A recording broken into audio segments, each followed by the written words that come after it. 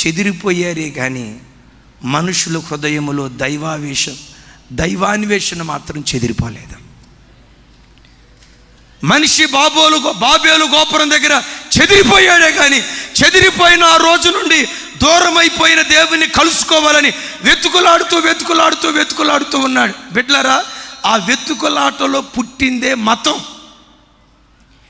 ఏ మతాన్ని తప్పుపట్టడానికి లేదండి. వినండి, ఏ మతాన్ని తప్పుపట్టడానికి లేదు.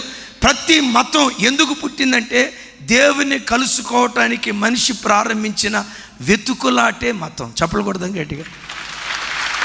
చివరికి కొంతమంది అంటారు ఏదో పైకి దేవుడు లేడని వాదిస్తారు, కానీ పైకి దేవుడు లేడు అంటారు, కానీ వాళ్ళ గుండె లోపట మాత్రం చెప్పాలి. హేతువాదకులు ఉంటారు కదా, వాళ్ళ వాదన ఏంటంటే దేవుడు లేడు,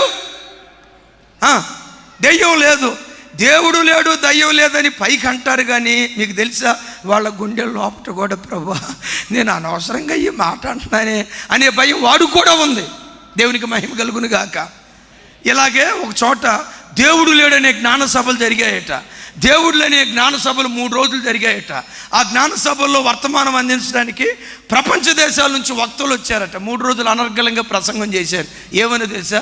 దేవుడు లేడంటే లేడు, ఉంటే కనపడమను, ఇప్పుడు కనపడమను, మేము నమ్ముతాం. దేవుడు లేడంటే లేడు. అద్భుతంగా బాక్సులు పగిలిపోయేటట్టుగా అరుచుకుంటా కేకలేసుకుంటా ప్రసంగం చేశారు. 3వ రోజు మీటింగ్ అయిపోయిన తర్వాత వందన సమర్పణ, ఓట్ ఆఫ్ థ్యాంక్స్ ఉంటుంది కదా, ఆ ఓట్ ఆఫ్ థ్యాంక్స్ చెప్పడానికి ఒక ఆయన నిలబడి అన్నాడట, దేవుడు లేడు అనే ఈ జ్ఞాన సభలు దేవుని దయ వల్ల చక్కగా జరిగాయి అన్నాడట. ఏమన్నాడు? దేవుడు లేడు అనే ఈ జ్ఞాన సభలు దేవుని దయ వల్ల చక్కగా జరిగాయి. అంతసేపు విన్నవాళ్ళు ఏం మాట్లాడాడు అయ్యుడు? ఏ సభలు? దేవుడు లేడు అనే ఈ జ్ఞాన సభలు. అంటే బిడ్డలారా, దేవుడు లేడు అని పైకి అంటున్నాడు, కానీ ప్రతి నరుని గుండెల్లో దేవుని కోసమైన వెతుకులాట ఉంది. అందుకనే ఇన్ని మతాలు పుట్టుకొచ్చాయి. ఏ మతాన్ని మనం తప్పు పట్టడానికి అవకాశం లేదు. మతం అనే పేరుకు సంస్కృతంలో ఉన్న అర్థం ఏంటంటే అభిప్రాయం. చెప్పండి, నా అభిప్రాయంలో నుంచి పుట్టుకొచ్చింది నా మతం, ఇంకొకటి అభిప్రాయంలో నుంచి పుట్టుకొచ్చింది ఇంకొక మతం, నీ అభిప్రాయంలో నుంచి పుట్టుకొచ్చింది ఇంకొక మతం. ఏ మతాన్ని నమ్మనోడు రెట్ట మతం. మీకు అర్థమవుతుందా? ఒక వ్యక్తి ఒక అభిప్రాయాన్ని వెల్లడి చేశాడు. ఏమని? మనం దేవుని కలుసుకోవాలంటే అన్నదానం చేయాలి అన్నాడు ఒక ఆయన. తప్పేమీ కాదు. ఎందుకు ఆ ప్రయత్నం చేశాడంటే ఆలోచన ఒక్కటే. ఏదైనా తోటలో ఆదాము దేవునికి దూరం అయిపోయాడు. బాబేలు గోపురం నుండి చెదిరిపోయిన తర్వాత వెతుకులాట ప్రారంభమైంది. ఎలాగైనా దేవుని కలుసుకోవాలి. ఎందుకయ్యా అన్నదానం చేస్తున్నావు? దేవుని మనసు గెలుచుకోవాలని. ఎందుకయ్యా భూదానం చేస్తున్నావు? దేవుని మనసు గెలుచుకోవాలని. ఎందుకయ్యా వస్త్రదానం చేస్తున్నావు? దేవుని మనసు గెలుచుకోవాలని. ప్రతి మతం, ప్రతి ప్రయత్నం, ప్రభు బిడ్డలారా, దేవుని వెతుకులాటలో పుట్టిందే మతం. దేవుని కోసమైన వెతుకులాటలో పుట్టిందే మతం. కానీ ఆ మతం ద్వారా మనుషుడు దేవుని కనుగొనలేకపోయాడు. మనుషుని కోసం దేవుడు వెతుకులాట ప్రారంభించిన వెతుకులాటే క్రిస్మస్. అందరూ చూడండి, ఏమిటయ్యా క్రిస్మస్ అంటే? మనుషుడు దేవుని వెతకటం ప్రారంభించాడు. అయ్యా దేవుని ఎట్లా కలుసుకోవాలనుకుంటున్నావు? బలిపీఠాలు కట్టండి. ఎలా దేవుని కలుసుకోవాలనుకుంటున్నావు? ఆ మధ్య ఒక చోట ఓ ప్రాంతానికి వెళ్ళాను, ఊరి పేర్లు చెప్పకూడదు. అది భయంకరమైన ఫ్యాక్షనిజం ఏలుబడి చేసి, ఆ చెల్లెళ్ళు ఇక్కడే ఉన్నారు, ఇక ఆ ఫ్యాక్షనిజం ఏలుబడి చేసేటువంటి కార్యక్రమాలంట. నేను అడిగాను, ఏంటయ్యా ఈ ఊరి పరిస్థితి అంటే, అయ్యా ఈ ఊరిలో ఉన్నంత నరహంతకులు ఆంధ్ర తెలంగాణ ప్రాంతంలో ఎక్కడ లేరండి అన్నాడు. అని ముగింపులో ఏమన్నాడు తెలుసా? ఈ ఊరిలో ఉన్నన్ని దేవాలయాలు ప్రపంచంలో ఎక్కడ లేవన్నాడు. మర్డర్ చేసి జైలుకి వెళ్తాడు.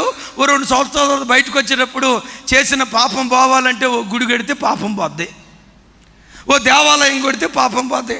చంపటం, జైలుకి వెళ్ళటం, గుడి కట్టడం, చంపటం. చూడండి, ఆ నరహంతకుడు కూడా వెతుకులాట. ఏ వెతుకులాట? వాడు కూడా దేవుని కోసం వెతుకుతున్నాడు. బిడ్డలారా, ఈ వెతుకులాటలన్నీ వాస్తవమే. కానీ ఒక దైవజనుడు అంటాడు, పరిమితుడైన మనుష్యుడు తన వెతుకులాటలో అపరిమితుడైన దేవుణ్ణి కలుసుకోలేడు.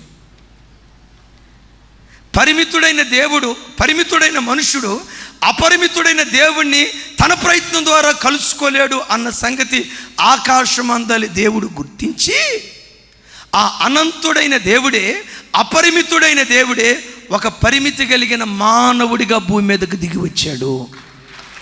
ఈ చిగురు మాట్లాడుతూ ఉంది, ఓ బహుమానం పోగొట్టుకున్న వారులారా, నిజదేవుడు ఎవరో తెలియక వెతుకులాట్లో ఉన్నవారులారా, దేవుడిని ఎవరిని పిలవాలో ఎవరిని ఆరాధించాలో తెలియక అటు ఇటు ఊగిసలాడుతున్న వారులారా, మీరు ఏనాటికి ఎన్ని ప్రయత్నాలు చేసినా అనంతుడైన దేవుని మీరు కలుసుకోలేరు. కాబట్టి పరలోకాన్ని మిమ్మును కలపాలని, దేవుణ్ణి మిమ్ములను కలపాలని యేసుక్రీస్తు ప్రభువారు మానవ మాతృడిగా భూమి మీదకి దిగొచ్చాడు, మనుష్య కుమారుడిగా దిగొచ్చాడు. బిడ్డలారా, ఈ చిగురు మనుష్య కుమారుడిగా ఎందుకు దిగొచ్చాడంటే బాగా ఆలోచించండి.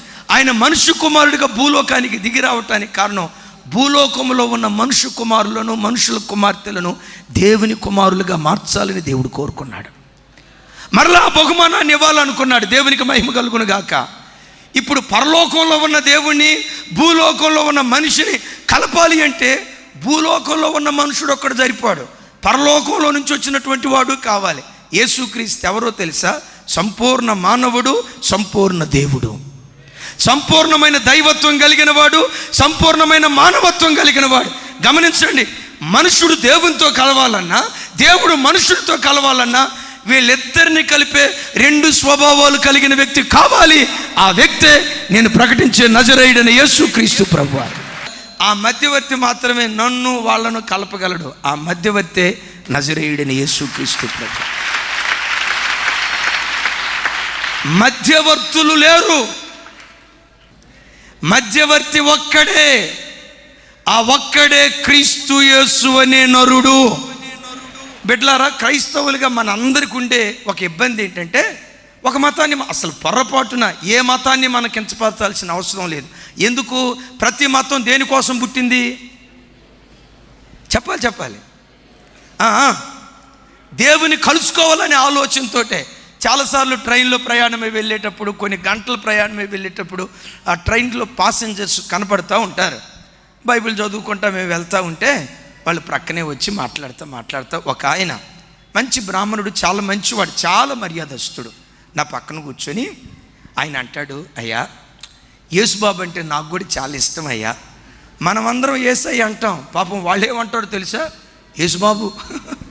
అసలు ఆ పేరు వింటేనే ఎంత ముద్దు వస్తుందో నాకు కూడా అనిపిస్తుంది. మనం కూడా యేసయ్యను పట్టుకొని యేసుబాబు, అసలు ఆ పేరు చూడండి ఎంత బాగుంటుందో. అంటాడు ఆ పెద్ద ఆయన, అయ్యా యేసుబాబు అంటే మీకే కాదయ్యా, మాకు కూడా చాలా ఇష్టం అయ్యా. అయ్యా పంతులు గారు, యేసుబాబు అంటే మీకు కూడా ఇష్టమేనంటే, ఇష్టం కాకపోవటం ఏంటయ్యా, ఇష్టమేనయ్యా అన్నాడు. మాట్లాడుతా ఇష్టమే కానండి, అయినా నేను అంటాను, ఎక్కడో అమెరికాలో పుట్టిన దేవుణ్ణి మనకెందుకు తీసుకొచ్చారండి? మనకింతమంది ఉన్నారు కదా, ఆ దేవుణ్ణి ఎందుకు తీసుకొచ్చారండి అన్నాడు. మీ క్రైస్తవుల్లో మాకు నచ్చంది ఇదేనండి, మేము ఎంతమంది దేవుడికైనా అవకాశం ఇస్తాం, మీరు మాత్రం మాకు అది నచ్చదండి. మీ లోపట యేసుబాబు అంటే మాకు ఇష్టం అండి. మా ఇంటి పక్కన పాస్టర్ గారు ఉన్నాడు, అప్పుడప్పుడు ఎవరికి తెలియకుండా పాస్టర్ గారు కానుక పంపించి మాకు ప్రార్థన చేయమంటాం, ఇవన్నీ చేస్తాం. కానీ మీ దగ్గర మాకు నచ్చంది ఏంటంటే, మేమేమో అందరినీ కలుపుకుంటాం, మీరు ఎవరిని కలుపుకోరండి. మాకు అది నచ్చదండి పాస్టర్ గారు, కొంచెం మీ వాళ్ళకి మీరు చెప్పి కొంచెం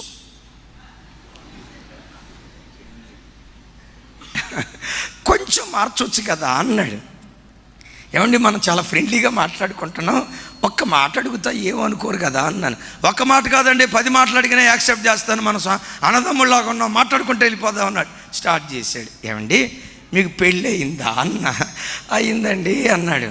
నేను ఒక మాట అడుగుతానండి, పెళ్ళయిన తర్వాత మీరు కలుసుకుని మీరు ఒక ఇంట్లో ఉన్నప్పుడు మీ ఫస్ట్ నైట్ మీ భార్యతో మాట్లాడేటప్పుడు మీ భార్యను పట్టుకొని, నువ్వు కూడా నా భార్యవే అని అన్నావు అనుకో, నీ భార్య ఏం చేస్తుందండి? చేసేదేమన్నా మారు మాట మాట్లాడకుండా రే యూజ్లెస్ ఫెలో చలో కుదరదు. ఏమి లేదండి, ఊరక క్యాజువల్గా నువ్వు కూడా నా భార్యవేనే అని అనొచ్చు కదా అన్న. అట్టంటామండి అంటే ఇంకేమన్నా ఉంటుందా? ఏమనుకోదండి, మనం సరదాగా మాట్లాడుకుందాం, మనం అన్నదమ్ముళ్ళు. ఇప్పుడు నీ భార్య నిన్ను పట్టుకొని ఏమండి మీరు కూడా, మీరు అట్ట మాట్లాడదు పాస్టర్ గారు, అట్ట భార్య అట్టంటే ఎట్టు ఊరుకుంటాం. నేను అన్నా, తండ్రి వెళ్తా ఉంటే ఆయన కూడా మా డాడీయే, ఆమె కూడా మా మమ్మీయే అని అనరు. ఒక భార్యే తన భర్త విషయంలో అంత నిష్ట కోరుకుంటే, ఒక భర్తే తన భార్య విషయంలో అంత నిష్ట కోరుకుంటే, ఓ కొడుకే తండ్రి విషయంలో అంత నిష్ట కోరుకుంటే, ఆయనే నా తండ్రి అనాలి, ఆయనే నా భర్త అని అనాలి. నా దేవుడు కూడా ఏం కోరుకుంటాడంటే, ఆయనే నా దేవుడు, ఆయన తప్ప వేరొక ఆధారము లేదు, ఆయన కూడా నా భర్తే అని ఒక భర్త ఒప్పుకున్నప్పుడు ఆయన కూడా నా దేవుడే అంటే నిష్ట కలిగిన నా దేవుడు ఎట్లా ఒప్పుకుంటాడండి? నా యేసు ప్రభు ఎవరో తెలుసా? వేల్పులలో మహనీయుడైనటువంటి దేవుడు, కోటాను కోట్ల దేవదూతల గణము చేత సైన్యములకు అధిపతి యెహోవా పరిశుద్ధుడు పరిశుద్ధుడని దేవారాత్రులు గాన ప్రతిగానాల చేత ఆరాధించబడుతున్న ఏకైక పవిత్రమైనటువంటి దేవుడు. ఏమంటే ఆ దేవునితో పోల్చుకుంటే మన బ్రతుకులు రోత బ్రతుకులంటే. వాక్యం ఏమంటుందంటే, ఆ దేవుని ఎదుట మన నీతి క్రియలు మురికి గుడ్డల లాంటి క్రియలు కలిగిన మనకే ఎంత నిష్ఠుంటే, నిష్ఠ కలిగిన దేవుడు తనను ఆరాధించేటప్పుడు ఎంత నిష్ఠను కోరుకుంటాడండి. మాకున్న అభిప్రాయం ఇదండి. ఇప్పుడు మీరు చెప్పండి, మేము చేసే తప్ప అన్న. అయ్యగారు దీని లోపల ఇంత ఉందా? ఎంతేంటి? చాలా ఉంది, కాకపోతే చెప్పడానికి టైం లేదు. ఎంత కాదు, చాలా ఉంది. చివరికి అన్నాడు, మీరు చెప్పేది కరెక్ట్ అండి, మీరు చెప్పేది కరెక్ట్ అండి. ఇప్పుడు కరెక్ట్ అన్న తర్వాత మనం వదిలిపెడతామా? ఇదే కరెక్ట్ అన్నప్పుడు ఇది కరెక్ట్ అయిన తర్వాత ఈ దారిలోకి రావచ్చు కదా. ఎట్టొస్తామండి? తరతరాల నుంచి వస్తామండి. అయినా దాన్ని తప్పట్టడానికి లేదు. అది కూడా దేవుని కనుగోటానికి ప్రారంభించిన ఏదో ఒకరోజు ఆ మనోనేత్రాలు వెలిగించబడును గాక.